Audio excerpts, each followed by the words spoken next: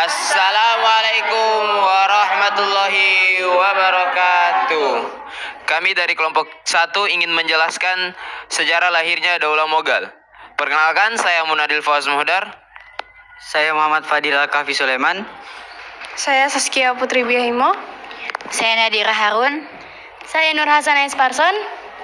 Saya Dinda Aina Salzabilah. Saya Hana Waliatullah. Saya Saskia Nur Aini Tangahu. Saya Abdul Rahim Malik. Saya Alif Al-Fatih Kadir.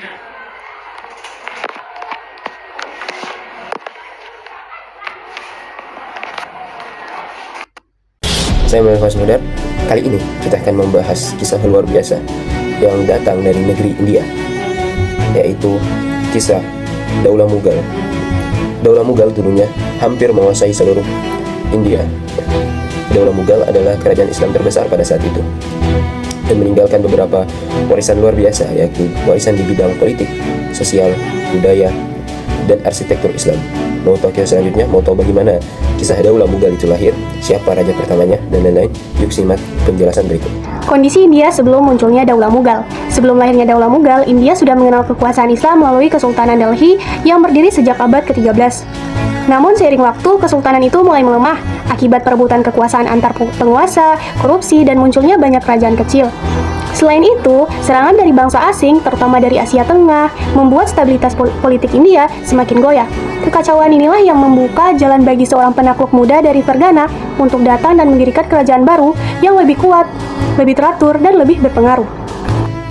Bagian 2, siapa Babur? Pendiri Daulah Mughal bernama Zahiruddin Muhammad Babur yang lahir pada tahun 1483 Masehi di Fergana, Asia Tengah, wilayah yang sekarang termasuk di Uzbekistan. Babur adalah sosok yang luar biasa. Ia adalah keturunan 2 tokoh besar dunia.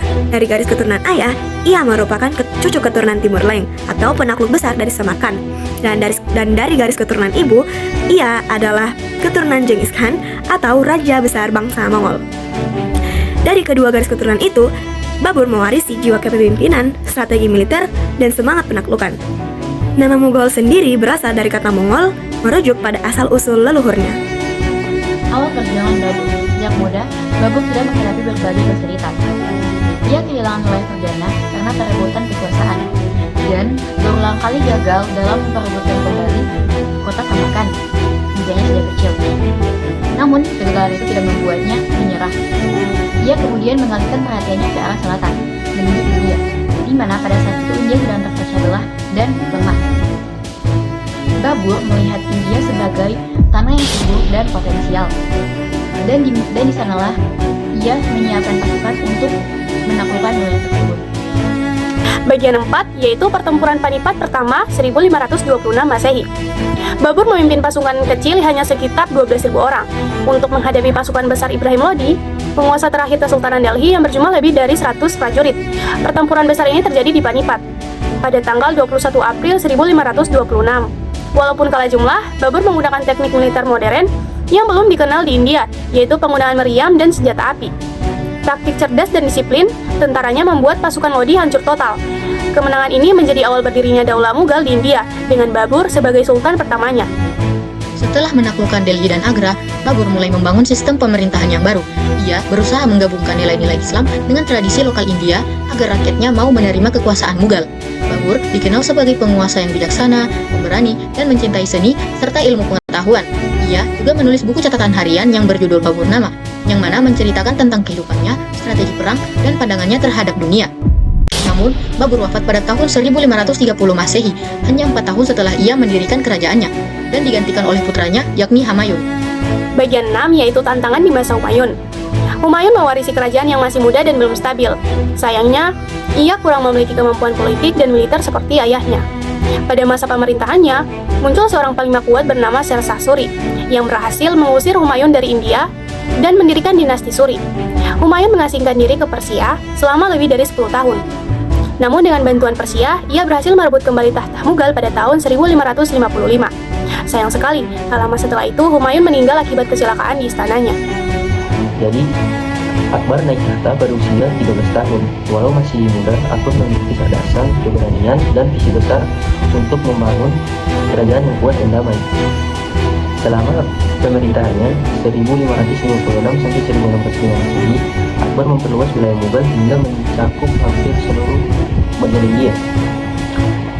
Ia menciptakan sistem pemerintahan yang adil dan teratur, memperkuat ekonomi, serta menjalin hubungan baik dengan berbagai agama. Akbar dikenal sebagai pemimpin pengalaman dan memiliki dengan agama. Ia bahkan mentai waktu hidup untuk mencapai persatuan, untuk membangun persatuan, untuk mencapai kejayaan. Akbar wafat, kekuasaan berpindah kepada putranya, Jahangir, yang dikenal gemar seni dan diplomasi. Ia membuka hubungan dengan bangsa Eropa dan mendorong perkembangan seni lukis serta sastra. Kemudian kekuasaan berlanjut kepada Shah Jahan, putra Jahangir. Shah Jahan terkenal karena membangun Taj Mahal, yaitu monumen cinta abadi untuk istrinya Mumtaz Mahal, yang kini menjadi salah satu keajaiban dunia. Pada masa Shah Jahan, arsitektur Islam dan Persia berpadu indah dengan gaya India, menjadikan era ini sebagai masa keemasan seni Mughal. Pemerintahan Aurangzeb dan awal kemunduran. Penerus Shah Jahan adalah Aurangzeb Alamgir, raja yang dikenal sangat taat, beragama, dan disiplin tinggi. Ia memperluas wilayah Mughal hingga mencapai puncak terluasnya. Namun, kebijakan kerasnya terhadap kelompok non-muslim dan perang yang berkepanjangan membuat ekonomi melemah. Setelah wafatnya Aurangzeb pada tahun 1707 Masehi, kerajaan ini mulai mengalami kemunduran. Konflik internal, pemberontakan, dan munculnya kekuatan Eropa, terutama Inggris, semakin memperluas kekuasaan Mughal. Bagian 10. Runtuhnya Daulah Mughal. Pada abad ke-18, kekuasaan Mughal tinggal nama. Para penguasa berikutnya hanya menjadi simbol tanpa kekuatan nyata. Sementara itu, Inggris melalui East India Company semakin memperluas pengaruhnya di India. Puncaknya terjadi pada tahun 1858 Masehi, ketika Inggris secara resmi mengambil alih kekuasaan setelah pemberontakan Sipahi. Raja terakhir Mughal, Bahadur Shah II, diasingkan ke Burma, menandai berakhirnya Daulah Mughal setelah bertahan lebih dari 3 abad. Daulah Mughal bukan hanya kisah tentang perang dan kekuasaan, tapi juga tentang ilmu pengetahuan, toleransi, dan keindahan budaya. Mereka membuktikan bahwa Islam bisa hidup berdampingan dengan berbagai budaya tanpa kehilangan jati diri. Warisan Mughal seperti Taj Mahal, Benteng Merah, dan sistem pemerintahan mereka masih menjadi bukti betapa majunya peradaban Islam di India. Semoga kisah ini menginspirasi kita untuk mencintai sejarah dan meneladani semangat persatuan dan keadilan dari para pemimpin besar Islam masa lalu. Terima kasih sudah menonton. Sekian penjelasannya. Wassalamualaikum